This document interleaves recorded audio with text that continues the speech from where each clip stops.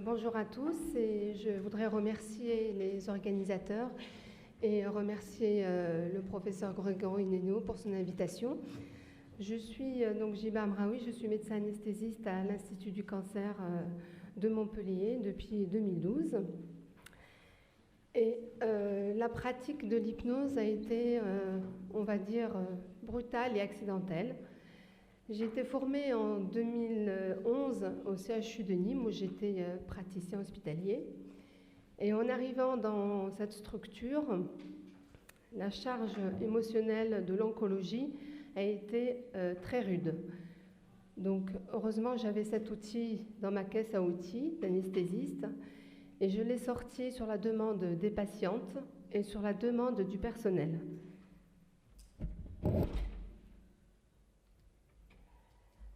Alors, que dire des interventions non médicamenteuses? Eh bien, tout est dit sur cette diapo. Beaucoup de patients, actuellement, sur cette enquête d'opinion, montrent qu'on a intérêt à développer les interventions non médicamenteuses en complément des interventions standards.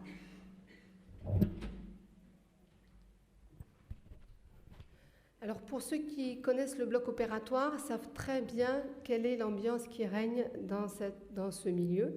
Ceux qui ne connaissent pas le bloc opératoire, sachez que c'est un milieu qui est très agressif, de par ce qui se fait bien sûr dedans, l'ambiance, le bruit, les personnes qui y travaillent qui sont casquées, masquées, dont on voit très peu de choses. Et l'arrivée des patientes qui sont porteuses d'une néoplasie, en l'occurrence dans ce travail, donc du sein, est un moment extrêmement douloureux. Certaines ont eu le temps de faire la démarche d'assimiler la maladie. Et puis pour d'autres, c'est vraiment un moment qui va concrétiser la maladie cancéreuse. On vient enlever le sein, on vient enlever la tumeur.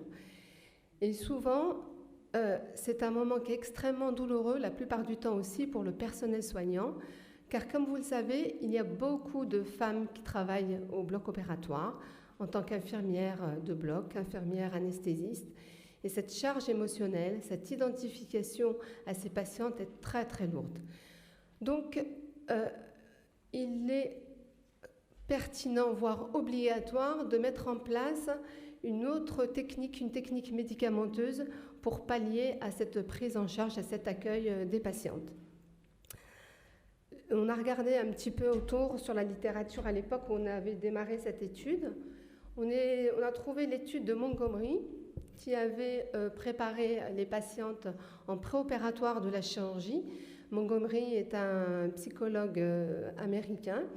Il avait préparé, donc randomisé 2 groupes de patientes, un groupe sans préparation, à qui il faisait juste de la conversation, et un autre groupe à qui il faisait une séance d'hypnose de 15 minutes, et ensuite il les envoyait au bloc opératoire, et l'anesthésiste qui les avait en charge était aveugle de ce qu'elles avaient reçu. Et il avait retrouvé qu'il avait une diminution de la douleur post-opératoire, une diminution de la consommation de drogues anesthésiques, et des effets indésirables liés à l'anesthésie, comme les nausées, vomissements post-opératoires. Et comme on est aux États-Unis et que tout est payant, les frais dus à cette chirurgie étaient diminués dans le groupe hypnose. Le biais de son travail, c'est que les évaluations ont été faites par les psychologues qui avaient fait cette séance d'hypnose. Donc nous avons fait quelques séances d'hypnose un peu comme ça, sans que ça soit formalisé, sur une demande donc des patientes, une demande des infirmières. Et quand on a vu le bénéfice apporté à ces patientes en salle de réveil, la question ne se posait plus. Donc nous avons construit un essai pour évaluer comme objectif principal qu'on s'était dit au départ la douleur post-opératoire, et comme objectif secondaire, les effets indésirables liés à l'anesthésie, évaluer la consommation de drogues anesthésiques utilisées à l'induction, parce que plus les patientes sont anxieuses, plus l'anesthésie est lourde et difficile. Donc on voulait évaluer ça. La durée de séjour en salle de réveil après la chirurgie. C'est un paramètre qui est très important chez nous en anesthésie parce qu'actuellement, on est en train d'évoluer pour diminuer ce temps de passage en SSPI. Et puis, bien sûr, la satisfaction des patientes. Donc, nous avons construit un essai prospectif, randomisé, multicentrique, où la patiente était aveugle de l'accueil qu'elle devait avoir. Elle devait juste signer un consentement qui disait qu'elle pouvait avoir une séance d'hypnose ou qu'elle ne pouvait pas avoir de séance d'hypnose. Nous avons intégré 4 centres sur Montpellier, Marseille et Nîmes et Rennes. Nous avons inclus donc 150 patientes, 75 dans chaque bras, et la période d'inclusion était de 18 mois. Les critères d'inclusion sont ceux qui sont cités. Nous avions retenu essentiellement une chirurgie mammaire mineure, c'est-à-dire tout ce qui était tumorectomie ou quadrantectomie avec un ganglion sentinelle. Les mastectomies n'étaient pas retenues parce qu'étant une chirurgie plus lourde. Nous avions retenu que les indications de néoplasie. Et pour l'hospitalisation, c'était uniquement les patientes hospitalisées en chirurgie ambulatoire ou alors qui sortaient à J1 parce que l'organisation logistique ne leur permettait pas de rentrer chez elles le soir. Les critères d'exclusion sont les patientes qui ont de très lourdes comorbidités, donc supérieures à ASA4, les patientes qui refusent l'hypnose, qui ont déjà eu une expérience sous hypnose ou qui sont connues pour être porteuses de douleurs chroniques ou somorphiniques au long cours. Pour le protocole de l'anesthésie générale, donc il était construit exactement pareil dans les 2 groupes. Nous avions contre-indiqué tout geste de loco-régional sur le sein comme infiltration ou bloc pour pouvoir avoir un groupe homogène. Et le dispositif des voies aériennes, c'est-à-dire intubation ou masque laryngé, était laissé au choix du clinicien. Pour tout le reste, nous avions demandé de respecter les recommandations de la Société française d'anesthésie, en tout cas sur les prophylaxies de nausées et vomissements, sur les antalgiques qui étaient tous autorisés, et les cétrons, qui est une molécule qu'on donnait pour les nausées et vomissements, mais uniquement curatifs. En ce qui concerne la séance d'hypnose, celle-ci était effectuée quand la patiente arrivait en salle d'intervention chirurgicale, donc juste avant l'induction pharmacologique, pendant son installation, pendant sa préparation et sa perfusion. La durée maximale était limitée à 15 minutes. Elle était effectuée soit par le médecin anesthésiste, soit par l'infirmière anesthésiste qui était formée à cette pratique. Sur les 4 centres, bien sûr, nous n'avions pas tous la même compétence, ni la même expertise, ni la même formation. Et il était demandé au médecin ou à l'infirmière de faire une séance qui était spécifique, donc qui était adaptée à chaque patient. Nous faisions donc une réassociation systématique en salle de réveil. Voici comment se passait la procédure. Donc, une fois que la patiente était accueillie en salle d'intervention, donc elle est dans une conscience critique. Au cours de cette conscience critique, nous allons l'interroger sur ce qu'elle aime faire, ses activités de loisirs, son lieu de sécurité. Et une fois recueillie, on va continuer à discuter sur un mode hypnotique. Et la patiente, donc ne sachant pas si elle est intégrée dans le programme hypnose ou pas, a le choix, selon sa motivation, sa coopération et sa confiance au médecin ou à l'infirmière qui est avec elle, d'adhérer ou de ne pas adhérer. Donc en rose, c'est le couloir en fait de l'hypnose conversationnelle qu'on utilise régulièrement au bloc opératoire. Et si elle adhère, eh bien, elle va s'approfondir d'elle-même en allant sur une conscience hypnotique. Si elle n'a pas envie du tout d'adhérer, elle va rester sur une conscience critique. Et si elle adhère moyennement, elle sera uniquement dans l'hypnose conversationnelle. Alors, donc les précautions qui ont été prises, c'est que dans le groupe hypnose, on a mis une équipe qui était formée à cette pratique, à l'hypnose. Dans le groupe contrôle, on avait demandé que les équipes qui gèrent ce groupe ne soient pas formées à l'hypnose ni à une autre technique de communication. Les évaluations ont été faites au bloc opératoire par un infirmier qui était aveugle de la technique qui avait été mise en place. Et à la sortie des patientes, c'était une attachée de recherche qui avait le cahier à remplir. Les évaluations ont été faites par des EVA allant de 0 à 10. Nous avons eu les accords donc, du CPPRB, comme vous le voyez, et nous avons fini nos inclusions courant avril 2016 avec une courbe d'inclusion qui était relativement satisfaisante. Donc nous avons inclus 150 patientes, 73 étaient dans le groupe contrôle et 77 dans le groupe hypnose. Et nous avons perdu 2 patientes parce qu'elles ne rentraient pas dans le cadre, soit par la chirurgie, soit sur des problèmes de critères d'inclusion. Donc 71 ont été analysées dans le groupe contrôle et 77 dans le groupe hypnose. Quand on analyse sur les critères purement démographiques, nos groupes de patients sont totalement homogènes. Sur la stratification par centre, également, on a une bonne homogénéité. Sur les critères de sévérité ASA pour l'anesthésie et le score d'Apfel, qui est le score prédictif des nausées-vomissements, on est exactement pareil dans les 2 groupes. Donc le premier résultat est le suivant, c'est que la durée médiane de la séance d'hypnose avant l'induction était de 6 minutes. Ce temps n'a pas impacté du tout la durée opératoire, parce que dans le groupe contrôle, il est, vous voyez, de 50 minutes, et dans le groupe hypnose, idem. Donc il n'y a pas du tout de différence significative. Sur notre paramètre de jugement primaire, qui était la douleur post-opératoire évaluée en SSPI, nous n'avons pas de bons résultats sur l'hypnose, comme vous pouvez le voir.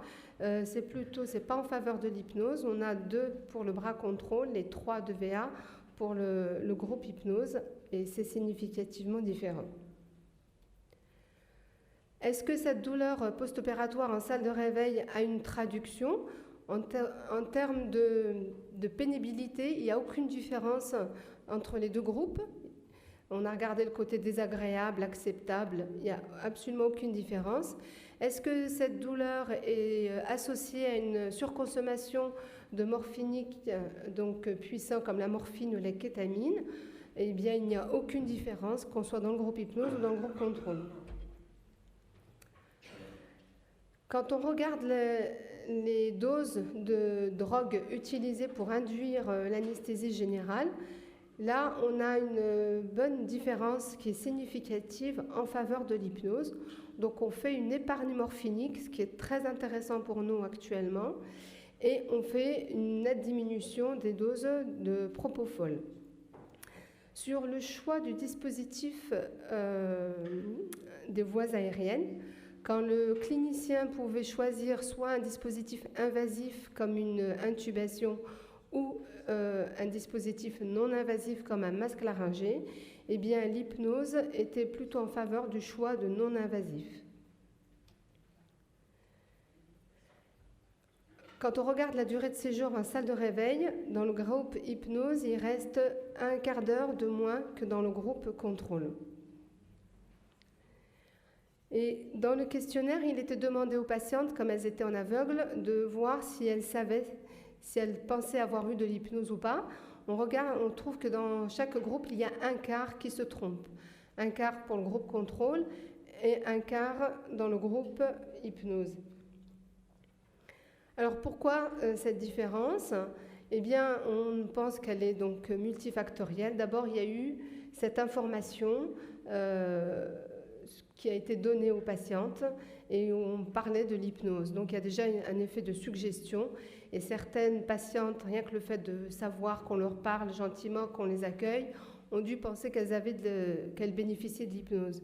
L'autre paramètre, c'est que les patients en général ne savent pas du tout ce que c'est que l'hypnose, ils sont restés sur l'hypnospectacle et donc quand on leur parle, ils n'ont pas du tout l'impression que c'est de l'hypnose qu'on est en train de leur faire. Et un autre paramètre qui est important également, c'est qu'en cours de pratique, il y a une espèce de contamination qui est plutôt positive, on va dire, mais qui ne l'est pas dans notre essai, des autres collègues et confrères qui se sont imbibés un peu des modalités de communication et qui ont amélioré aussi leur manière d'accueillir et de parler aux patientes. Et puis peut-être aussi, l'autre paramètre, c'est qu'on a vu qu'il y avait des cliniciens qui faisaient une séance très courte de 2 minutes. Donc 2 minutes, peut-être que ce n'est pas assez crédible pour un patient, ni d'avoir assez d'efficacité. Sur le paramètre anxiété, donc quand on reste sur les bras simples, hypnose versus contrôle, pas de différence. En revanche, quand on regroupe les patients qui ont perçu versus ceux qui n'ont pas perçu, on a une significativité sur l'anxiété à J1 et à J0, qui ne persiste pas à J7 et à J30. Sur le confort et le bien-être, c'est pareil, on a une différence significative dans le groupe perçu versus dans le groupe non perçu, qui existe à J0 et à J1 et qui disparaît à J7 et à J30.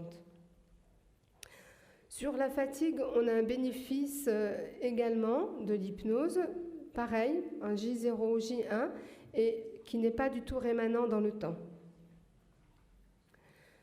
Donc, les biais et limites de ce travail, c'est qu'on a pris une chirurgie qui est globalement peu douloureuse en salle de réveil du fait de l'analgésie multimodale, puisque les EVA, globalement, sont faibles, sont inférieurs à 4 dans toute la population étudiée. L'autre biais important, c'est que dans le groupe contrôle, les cliniciens ne pratiquant pas d'hypnose ont moyennement respecté les recommandations en donnant un peu plus de droliptan, un peu plus de dexaméthasone et plus de morphinique. Donc le groupe contrôle, il est un peu faussé. Et du fait aussi de cette contamination, comme je vous en ai parlé. Le choix d'avoir mis de l'aveugle aussi peut-être a masqué partiellement le bénéfice de la suggestion en rapport avec l'hypnose, comme pour toute thérapeutique. Quand on a posé la question aux patientes sur la satisfaction, là, il n'y a aucun doute, et ça rejoint un peu tout ce qui a été dit, c'est qu'il y a une grande satisfaction des patientes à bénéficier de cette hypnose au regard d'une prise en charge standard. Donc, en conclusion, si au bloc opératoire, pour ce type de chirurgie, on prend le temps de faire 6 minutes d'hypnose avant l'induction anesthésique, on va constater une diminution des drogues telles que le propofol ou d'autres hypnotiques. On va faire une épargne morphinique. On va diminuer la durée de séjour en salle de réveil. L'analgésie, la douleur est suffisamment bien gérée, en tout cas dans ce travail, par l'analgésie multimodale qui est bien faite. À J0, J1, on va diminuer la fatigue, l'anxiété et on améliore la satisfaction. En revanche, ces effets ne sont pas rémanents dans le temps. Les perspectives de ce travail, c'est une donnée importante, mais qui n'avait pas été screenée pendant l'étude, c'est le personnel soignant. Au bloc opératoire, pendant qu'on faisait ces hypnoses à l'induction, on a constaté un apaisement au niveau des salles d'intervention, un personnel qui était favorablement, qui était satisfait de cette prise en charge et qui ne demandait qu'à en bénéficier un peu plus pour apaiser un petit peu l'ambiance et permettre une meilleure qualité de vie au travail. Et donc, je pense que ça serait un bon paramètre à évaluer plus tard. Je vous remercie de votre attention.